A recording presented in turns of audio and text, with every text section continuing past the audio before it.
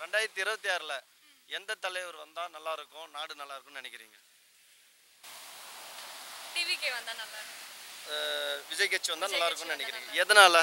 அவர் வழி நடத்துற விதமும் நல்லா இருக்கும்னு நான் நம்புறேன். முக்கியமாக விஜய் வந்தால் கொஞ்சம் நல்லா இருக்குன்னு தோணுது. விஜய் வந்தா நல்லா இருக்கும்னு நினைக்கிறீங்க. சென்ட்ரலில் இருக்க கவர்மெண்ட் எதிர்த்து பேசினா டிஎம்கேவால் மட்டும்தான் முடியும். அதனால டிஎம்கே ப்ரிஃபர் பண்ணுறேன். விஜய் வந்தால் நல்லா இருக்குமா நல்லா இல்லையான்றது ரெண்டாவது விஷயம். இப்போ விஜய் இவ்வளோ நாள் வந்து சினிமாவில் இருந்தார், கண்டினியூவாக அவரோட படம்லாம் கொஞ்சம் ஃப்ளாஃபாக தான் ஆயிடுச்சு. நீங்கள் ஓப்பனாக தெரியும், உள்ளேருந்து பார்க்குறவங்களுக்கு கான்செப்ட் ரீதியாக இருக்கவங்களுக்கு தெரியும் படம் ஃப்ளாஃபாக இல்லையான்னு. ரசிகர் மன்றத்தை வச்சு தான் ஓட்டினாங்க. படம் ஃப்ளாப் ஆகும்போது அவர் மார்க்கெட்லேருந்து அவர் 300 கோடி விட்டு வரன்றாரு. சரி ஓகே விட்டு வாங்க, பிரச்சனை இல்லை. இது வரைக்கும் நீங்கள் என்ன செஞ்சுருக்கீங்க?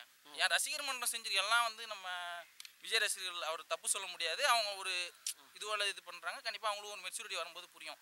இவ்வளோ நாள் என்ன செஞ்சுருக்கீங்க நீங்கள் இண்டிவிஜுவலாக? அதாவது விஜய் அவர்கள் என்ன செஞ்சுருக்காரு இண்டிவிஜுவல்? ரசிகர் மன்றம் மூலயமா பிள்ளைங்களுக்கு நிறைய பேருக்கு படிக்கிறதுக்கோ, இல்லை ஒரு பொண்ணு இறந்துச்சு அந்த பொண்ணு அதுக்கு போயிட்டு ஹெல்ப் பண்ணதோ நிறைய விஷயங்கள் பண்ணிட்டு இருக்காரு.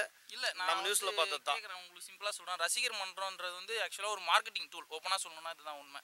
நீங்கள் என்ன கான்செப்டில் எடுத்துக்கிறீங்கன்னு தெரியல. ரசிகர் மன்றம்ன்றது ஒரு மார்க்கெட்டிங் டூல். இப்போ ரசிகர் மன்றம் இல்லைன்னா ஒரு நல்ல நடிகராகவே இருந்தாலும் அவர் படத்தை ரீச் பண்ண வைக்கிறது கஷ்டம். உங்களே தெரிஞ்சிருக்கும், எவ்வளோ பேர் நல்லா நடிக்கிறவங்களாம் இருக்காங்க. பட் இருந்தாலும் ரசிகர் மன்றம் அப்படி இல்லைன்ற ஒரு இதனால அவங்க ஃப்ளாப்ல இருந்து மார்க்கெட்லேருந்து வெளியே போயிருக்காங்க. அப்படி சொல்ல முடியாது. அஜித்லாம் வந்து இன்ன வரைக்கும் எல்லாத்தையும் கலைச்சி விட்டுட்டு அவருன்னு ஒரு மார்க்கெட் வச்சு தானே இருக்காரு. அது வேணான்னு சொல்றாருங்க அவர். ரசிகர் மன்றமே வேணான்னு அதை தான் சொல்கிறேன். இல்லை நீங்கள் சொன்ன கொஸ்டின் சொல்கிறேன், எக்ஸாக்ட் ஆன்சரா. கரெக்ட் தான் நீங்கள் சொல்கிறது. டிஎம்கே தான் இந்த வாட்டி அருமையாக பண்ணியிருக்காங்க எல்லா விஷயத்தையும். டிஎம்கே வந்து நல்லது. யாருக்கு ஓட்டு போட்டு எல்லாரும் மாற்றி மாற்றி ஓட்டு போட்டுமே நம்ம நிலமை அந்த நிலமையில தானே இருக்குது. டிஎம்கேனாலே நமக்கு ஒரு நன்மையும் கிடையாது. கண்டிப்பாக. சரிங்களா? இனி அவங்கள கொண்டு வந்து வச்சாலும் என்ன நடக்க போகுதுங்கிறது மக்களுக்கு ஒரு நிச்சயம் கிடையாது. நம்ம உழைச்சா தான் நமக்கு சாப்பாடுங்கிற மாதிரி ஆயிடுச்சு. எந்த கட்சி வந்தாலுமே மக்கள் மாறலைன்னா எதுவுமே நல்லா இருக்காது. ஊழல்லாம் எல்லா விஷயமுமே நல்லா போய் சேர்ந்துடும். மெடிக்கலாக இருக்கட்டும், கல்வியாக இருக்கட்டும். இப்போ எல்லாத்துலேயுமே வந்து அரசியல் சார்ந்து தான் மக்கள் இருக்காங்க. அதுக்கு எந்த தலைவர் வந்தால் நல்லாயிருக்கும்? இப்போ நமக்கு மாற்றம் தேவை தான். ஆனால் மாற்றத்துக்காக ஒருத்தர் எடுத்துகிட்டு வந்து அவர் வந்து சரியாக நம்மளை வந்து அட்மினிஸ்ட்ரேட் பண்ணாமல் நாடு இன்னும் குட்டிச்சு வராத சான்சஸ் இருக்குங்கிறது தான் என்னுடைய ஒப்பீனியன். ஸ்டாலின் வந்தால் தான் நல்லாயிருக்கும். ஸ்டாலின் வந்தால் தான் நல்லா இருக்கும்னு நினைக்கிறீங்க. சரிங்க. எதனால் உங்களுடைய கருத்து? ஏன்னா நிறைய பேர் வந்து ஒரு விமர்சனங்கள் வைக்கிறாங்க.